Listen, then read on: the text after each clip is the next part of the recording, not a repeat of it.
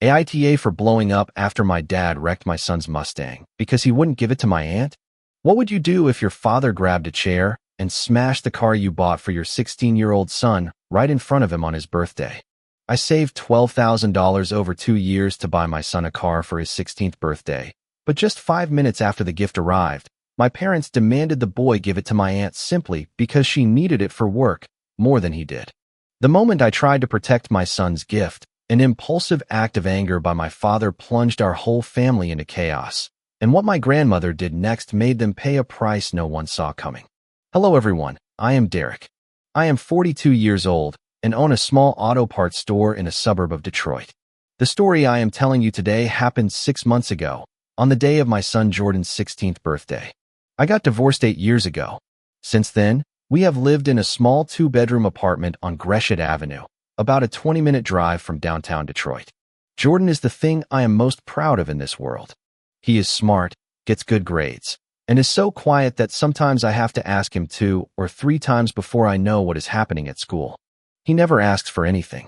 When his classmates show off new shoes or the latest phones, Jordan stays quiet and continues with his tasks. I left my parents' house at 18 with $200 in my pocket. No one helped me with a single penny. I built everything from scratch with my own hands, from washing cars for hire to opening my own parts store. My parents, Harold and Marilyn, along with my sister Tara, have been living with my grandmother Evelyn for 14 years. They lost their house due to debt. 14 years without paying a cent of rent, without covering a single utility bill. But if you ask them, they will tell you it is a family privilege. Funny, right? My dad is one of those people where, when he enters a room, the atmosphere becomes heavy. He gets angry, shouts constantly, and has always favored Tara. Since I was little, I knew that for him, I would never measure up to my sister. Tara gets what she wants, but for me, it was always figure it out yourself because you are the man. And the relationship between Jordan and his grandparents? They rarely remember their grandson's birthday. Jordan might as well not exist. It was not until my birthday last year that I realized the truth. All the love in that family flows in only one direction, toward Tara. Last spring, Jordan won first place in the Michigan State Science and Engineering competition and was accepted into the STEM program at Cass Technical High School. At that moment, I knew I had to do something to let my son know I was very proud of him. I decided to celebrate his 16th birthday at Grandma's house because my apartment was too small, and Grandma Evelyn suggested it would be a good opportunity for my son to connect with the family. I accepted because I trusted her. I never imagined that decision would lead me to see my father turn into someone I no longer recognized. The party was simple, in my grandmother's backyard on Oak Road. Meat on the charcoal grill, a few boxes of beer and ice buckets, soft drinks for the kids, and that chocolate cake Jordan had loved since he was little. About 20 people came, mostly Grandma's neighbors and some friends from my son's school. My parents and Tara were also there, of course, since they live in the same house. Mom gave Jordan a card with a dollar bill and generic birthday wishes like, "Happy birthday, honey, keep studying hard and behaving well." Dad just nodded once and went back to talking to the neighbors, and Tara gave her nephew a baseball cap that still had the $12 tag on it with a smile, as if she had just given him a fortune. Jordan thanked everyone politely, folded the dollar bill, put it in his pocket, tried on the cap, and took it off. The boy was not sad. He was not disappointed. He was nothing. He was already used to it, and the truth is, it did not bother me either. For the two of us, it was always like this, and we had long since stopped expecting anything.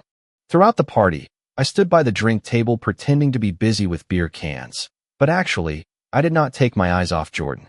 The boy was sitting in a corner of the garden with his 2 best friends, laughing softly at something.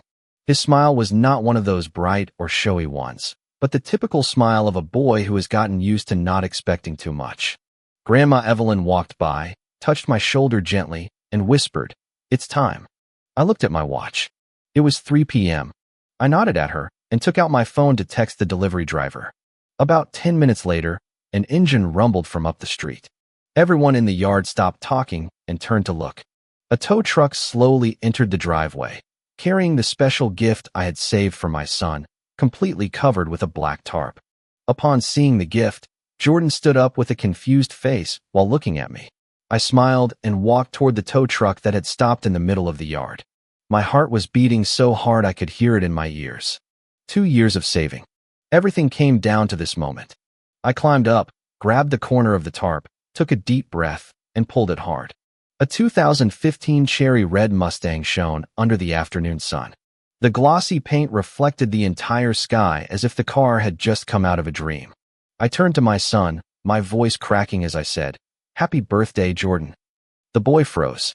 His eyes opened wide, looking at the car as the worker drove it to park next to the old oak tree in the garden. Then he looked at me, and then looked back at the car. A few seconds seemed like hours, and suddenly he ran toward me. He threw himself into my arms, and I could feel his shoulders shaking. Jordan's voice broke when he said, "Dad, is this real?" I don't know what to say. I hugged him tight, patted his back gently, and replied, "You deserve it, Jordan." Applause echoed throughout the yard. Grandma Evelyn was on the porch, wiping her eyes with her hand. Some neighbors whistled in congratulation. Jordan let go of me and walked toward the car as if hypnotized. His hand touched the bodywork, gently caressing the red paint, as if he feared that if he pressed too hard, it would all disappear. In that moment, seeing my son's radiant smile through my tears, I thought it was the happiest day of my life. Everything was worth it just for that smile. I did not know that 5 minutes later, that smile would literally be broken. The applause had not even stopped when my mother interrupted them. She took a step forward with her hands on her hips, looked at the red Mustang, and then looked at me with eyes as if I had just committed a terrible crime. Her voice was sour like vinegar when she said, "Derek, you have all this money to buy a car for the boy, but you don't think about your sister." I froze for a few seconds, not out of surprise, but because I could not believe she had chosen that exact moment to say that, right in front of Jordan, in front of 20 guests. Jordan was still standing next to the car. I watched as my son's smile slowly faded like a candle going out. Before I could answer, my father approached my mother like 2 soldiers in line, ready to attack. He looked at the car, then at me, and then shook his head with that familiar contempt I had seen for 40 years. His voice was deep and heavy as he spoke. "Your mother is right. Jordan is only 16. What does he know about driving? Tara is 24 and has to take the bus to work every day. She needs this car more than ever." I felt the blood rushing to my face, but I tried to take a deep breath to stay calm. I looked Dad straight in the eyes and said every word clearly. "I earned this money. It is a gift I bought for my son.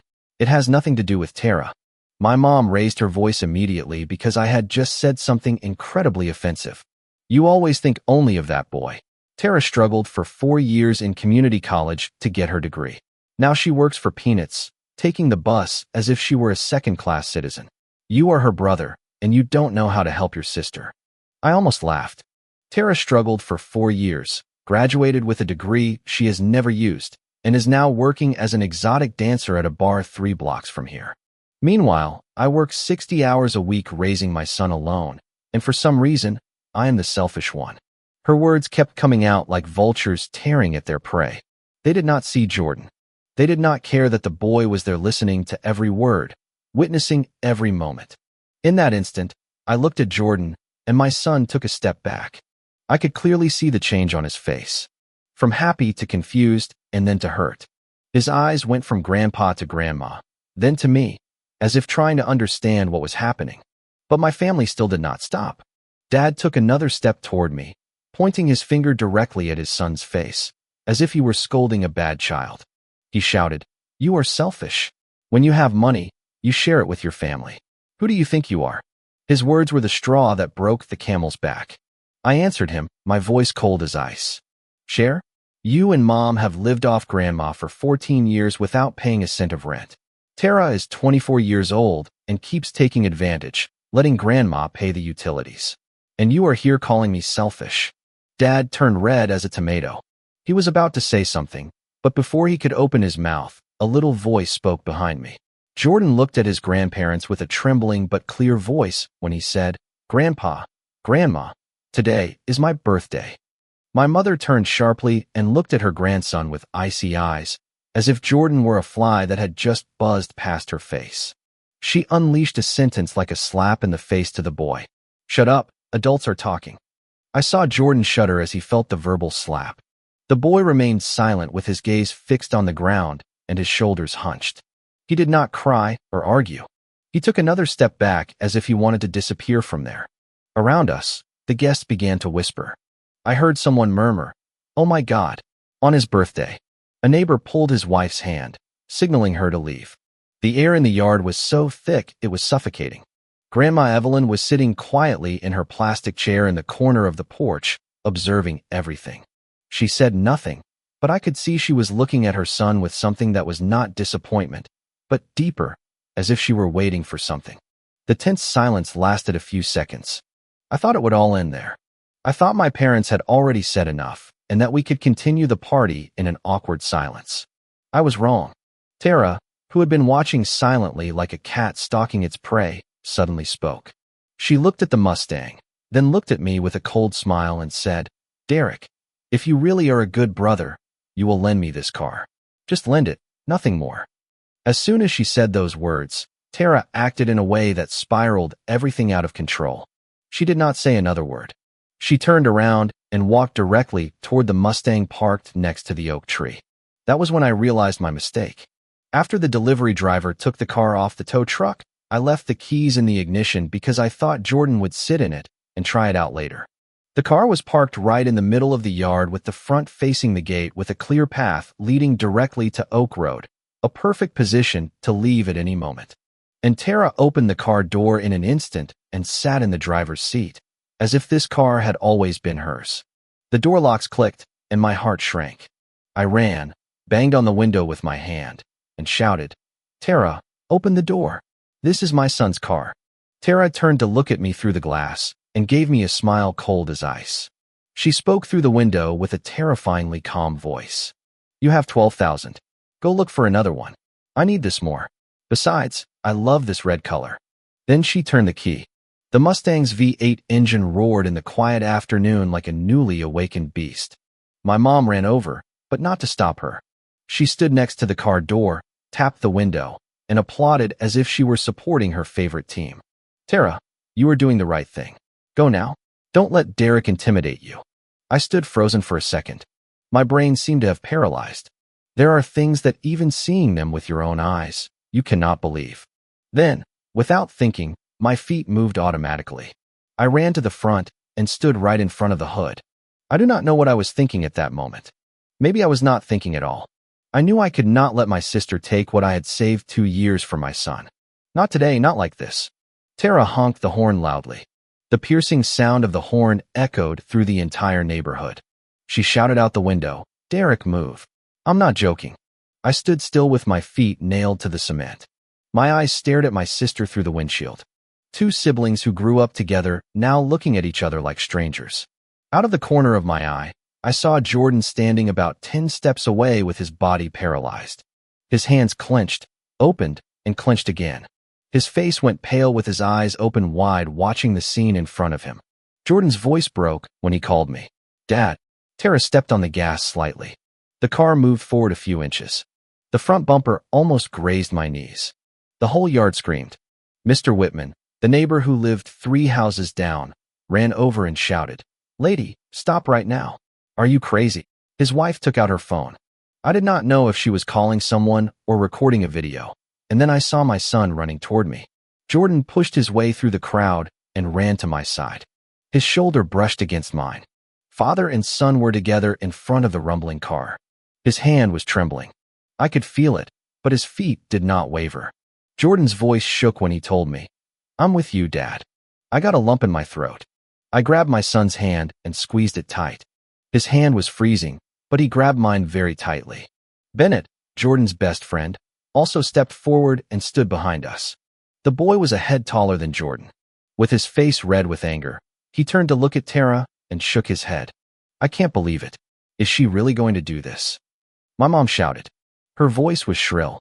"Jordan, get out of there right now. This is adult business. You have no right to interfere." Jordan did not turn around. He stood tall looking directly at Aunt Tara through the car window.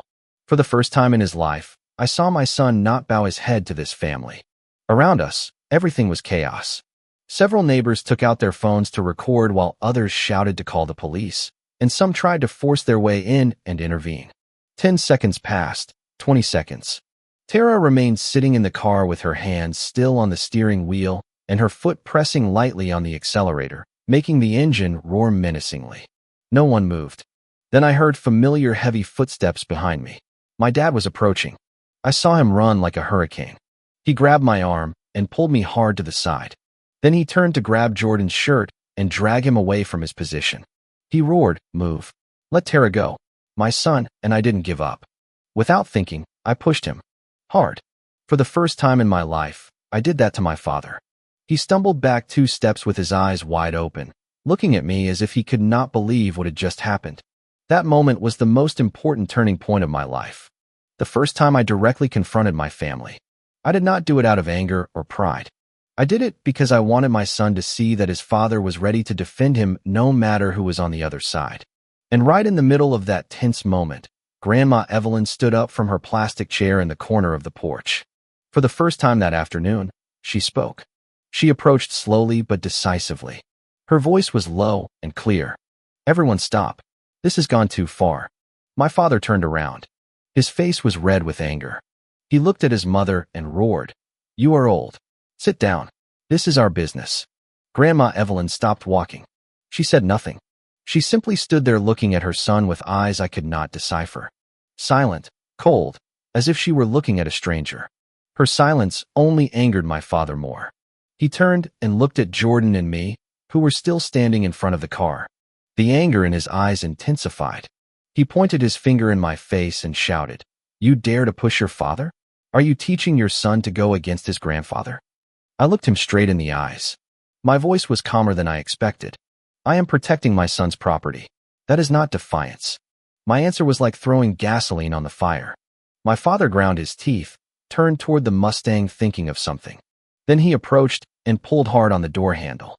The door was still locked. Tara remained sitting inside with her eyes open, looking at Dad as if she did not know what to do. He hit the car window with his hand and shouted, "Open the door. Tara, open it now." Tara panicked and unlocked the door. My dad yanked the car door open, grabbed her by the arm, and pulled her out. Tara stumbled and almost fell, screaming, "Dad, what are you doing?" I thought he would stop there.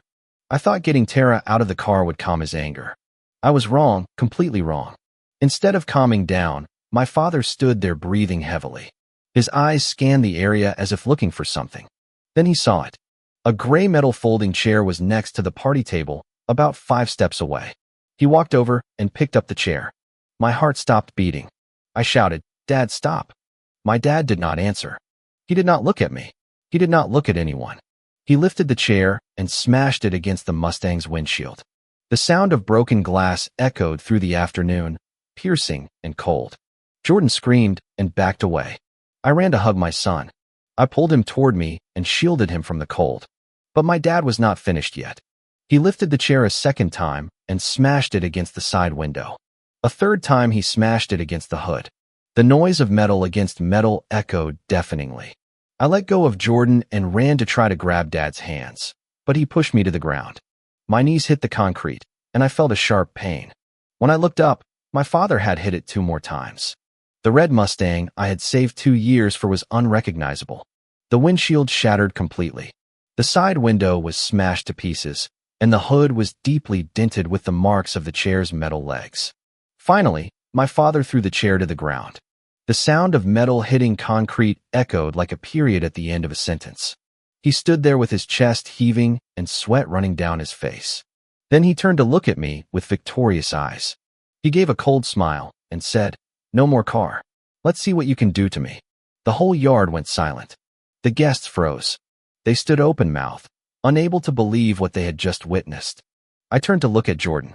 My son stood there staring at the wrecked car, then at his grandfather, then at the ground. His shoulders shook, but I knew it was not from fear. It was something crumbling inside him. Faith and family. In the people who shared the same blood, everything was falling apart. While everyone else remained stunned, Grandma Evelyn stayed in her place looking at her son without blinking, as if she could not believe the truth before her eyes. Harold was standing in the middle of the yard. The smile still shone on his lips as if he had just won a battle. Looking at that man in that moment, childhood memories came back to my mind like an old and painful reel of film. When I was 13, He threw my bicycle to the ground just because I came home 30 minutes late. I had to walk the whole way because the chain fell off, but he did not care. I had worked all summer helping neighbors mow lawns to save for that bike. He threw it into the street, the wheels bent and deformed, and he stared at me with the same look he had now. When I was 17, he destroyed the first flip phone I had saved for with my part-time job, just because Tara was only 7 at the time. She cried and demanded to be given one too, and I did not yield, and now he was there with the same attitude. My father always believed he could do anything in this family without anyone daring to fight back. He was the man of the house, and in his mind, that meant he had the right to destroy whatever he wanted. But this time he was wrong. Police sirens sounded in the distance. Then they got louder. That piercing sound cut through the tense atmosphere of the yard. Just then, Grandma Evelyn spoke. Her voice sounded strangely calm. Finally, I've been waiting forever. My father turned to look at Grandma and went pale instantly. He looked at the phone she had in her hand. Then he looked toward the street where blue and red lights were approaching. It turned out that while Jordan and I were standing in front of the car, she had quietly called the police. It turned out her silence was not due to weakness or fear. She remained silent, letting the law take its course. My father ran toward her. His voice shook. What did you do? This is family business. Grandma Evelyn put the phone in her pocket. She looked her son straight in the eyes with a terrifying calm. She said, every word clear. You just told me I'm old and to sit down and shut up. Fine, now watch what I can do. The police car stopped right in front of the gate. 2 officers got out. Their eyes quickly scanned the scene in the yard. But my father did not panic at all. He walked directly toward the 2 officers. His face adopted that fake friendly look I had seen him use hundreds of times. He raised his hands, his voice full of confidence. Hey, there's a misunderstanding. Nothing serious is happening. The gray-haired officer looked around. His gaze stopped on the wrecked Mustang. He asked, who called 911? My grandmother took a step forward. Her voice was calm. My dad laughed out loud. He waved his hand as if dismissing a joke. He pointed at Jordan and me with a soft voice. Listen, my son and his son blocked the front of the car. They didn't let my daughter leave. I was trying to resolve a family matter. My mother is elderly. She doesn't understand what is happening. The officer looked at my father, then looked at the car, approached, and observed everything carefully. He turned and asked, do you resolve family problems by damaging others' cars? My father kept trying to maintain his cool, replying, this car is a family gift. My son bought it for his son, but basically, it belongs to the whole house. I took a step forward, took out my wallet, and handed the officer the car's registration. I told him the car was in my son Jordan Webb's name, 16 years old. I bought it and registered it in his name as a birthday gift. Today is his birthday. The officer looked at the papers, then at Jordan, who was shaking beside me, and finally at my dad. His expression changed completely. At that moment, my dad started to lose his composure. He raised his voice. Hey, this is an internal family matter. You have no right to interfere. The gray-haired officer shook his head. Sir, destroying private property is illegal, whether family or not, especially if it involves a minor's property. My mother came running. Tears ran down her face. Her voice was shrill. My husband just got angry for a moment. Please, have mercy. Grandma Evelyn interrupted with a voice cold as ice. He hit the car 5 times. I counted them. Each time was deliberate. The second officer had walked around the yard taking photos of the car, the metal chair still lying on the ground, and the scattered glass fragments. He gestured to his partner. My dad started to panic. He turned to Grandma. His voice suddenly changed to a plea. Mom, tell them you were wrong. Please. Grandma Evelyn looked at her son. She did not blink. I worked 32 years at the shipyard. I faced 500 big, tough men. I never begged anyone. Don't you beg me either. The gray-haired officer stepped forward and took out his handcuffs. His voice resonated firmly. Harold Webb, you are under arrest for intentional destruction of private property. You have the right to remain silent. Anything you say can and will be used against you in court.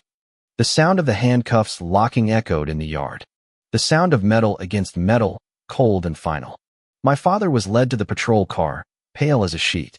His eyes still looked at Grandma with disbelief. My mom cried and ran after them to the gate. Tara stood frozen in the middle of the yard. Her face was empty. Grandma Evelyn turned to Jordan and me with a softer voice.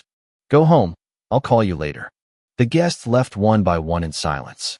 Bennett passed by and gave Jordan a gentle pat on the shoulder without a word. His eyes looked at his friend with understanding. That night, my father was detained at the police station on Michigan Avenue, and I, sitting in the living room of our small apartment, watched my son motionless on the sofa. Jordan did not cry. He did not say a word the whole way home. He simply sat in my old truck with a vacant stare, as if something inside him had shut down.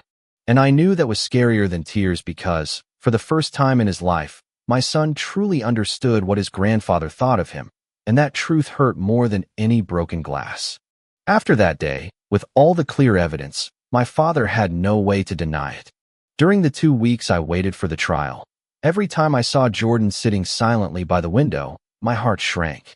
The kids kept going to school, kept doing their homework, and kept eating well, but something in his eyes had changed. I never imagined that the moment I thought would make my son happiest would become the memory that hurt him the most. However, perhaps some things cannot be saved. On Tuesday morning, 2 weeks after the birthday, I appeared at the Wayne County Court. My father was charged with intentional destruction of property with damages exceeding $1,000, a felony that could carry up to 5 years in prison. His lawyer tried to obtain leniency, arguing that it was a family conflict and that he had lost control in a moment of anger. But the judge did not buy that story. Harold received 18 months of probation, 200 hours of community service, and was ordered to pay for the full damages caused to the car. When the judge read the sentence, my father turned to look at me. His eyes were full of resentment, as if I were the guilty one, as if I were the one who hurt him, without remorse or shame. My grandmother did not go to the trial.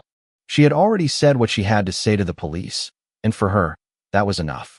But he had no idea that the house my family had been living in for almost 15 years was no longer his. My grandmother had given them 30 days to move out.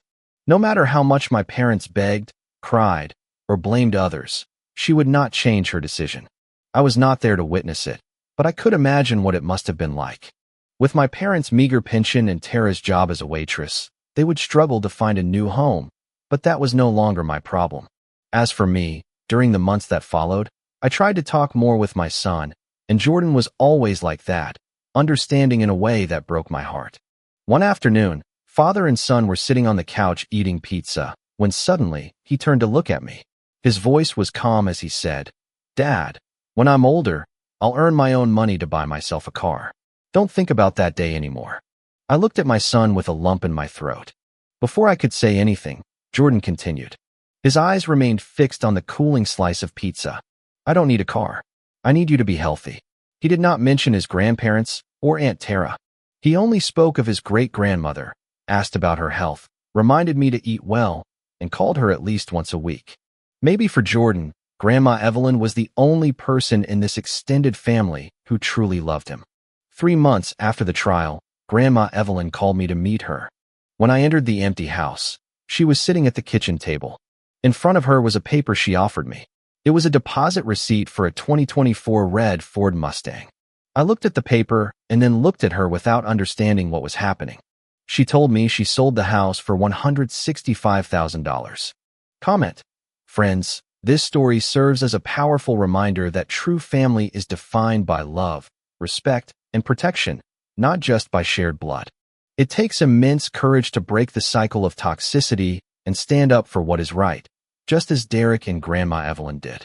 Let this inspire you to set healthy boundaries and cherish the people who genuinely value your well-being.